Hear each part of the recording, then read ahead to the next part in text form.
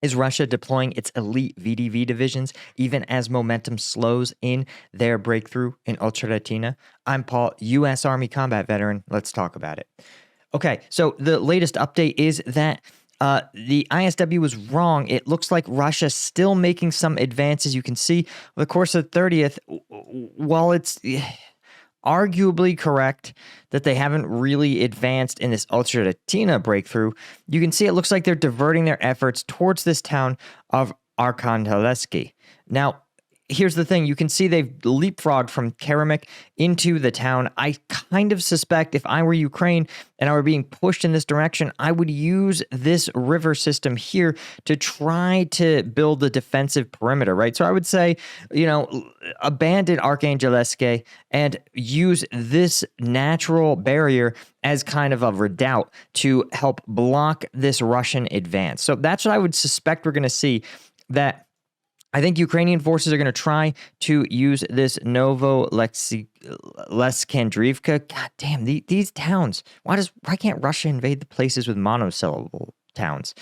I think they're going to use this place as well as this sort of river reservoir system here to build a containment line, so to speak. It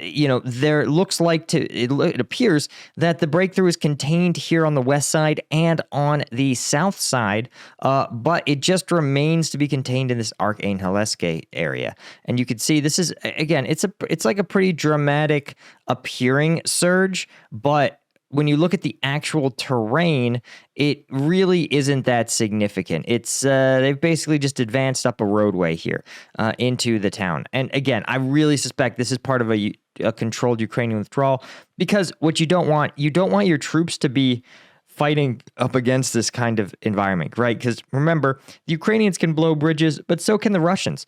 And so if Ukrainians were to withdraw, right, what you wouldn't want to do is be in a situation where you had a bunch of Ukrainian units fighting here, and then Russia takes out the bridges, meaning that they can't easily withdraw from an advancing Russian force. So I think it's just a good practice. Again, as we talked about, Ukraine is not out here looking for a big showdown, right? They know that a wave of aid is coming. And they want to have, if they're going to fight the Russians, they're going to retake territory and go on offense and go toe to toe. Well, they might as well wait just a couple of weeks because then they're going to have the full weight of U.S. aid behind them. So now I think you're going to see them withdraw to this point here, and then you're going to see this breakthrough stabilize. That's my thesis. But we're going to talk in a second about just who is showing up here, right? Now, if you want to get a preview of some of the fighting, that video is dropping today, but on combatvetnews.com. You guys know YouTube, not exactly the biggest fan of small content creators covering this war. It's an election year, and YouTube, they only want good news. I don't know how else to put it, but I give you the real news, good and bad. And I can't show you guys basically any combat footage at this point. Nothing involving a weapon firing. YouTube will demonetize it. So I moved all those videos, and all the new ones are dropping on combatvetnews.com twice a week, Tuesdays and Thursdays for members. And if you want to support the channel, support what me and the team do, any one of these tiers is going to get you access to those videos. But of course, if you want to support with the lieutenant or the colonel tier, I mean, I appreciate you guys so much. That's why I shout you out at the end of videos. But today, the video is going to be taking a look at the fighting here near Arkhangelsk, Ochertyne, Novobakhmutivka, and we're going to see just what tactics Ukraine is using to try to grind out this Russian offensive. So check it out, combatvetnews.com.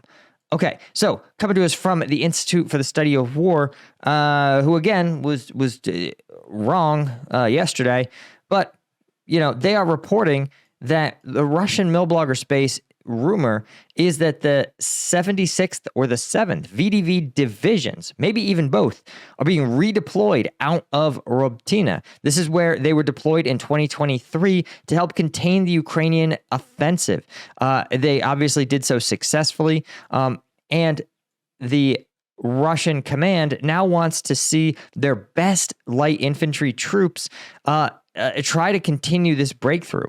Again, one of the things that we've seen consistently in this war is that as Russia pours units into a region, Ukraine pours defensive units into a region. That's what we saw in Ocheretyne. You might remember, as the Ukrainian forces surged into this breach they tried to create, Russian forces just were thrown in all directions to try to contain it.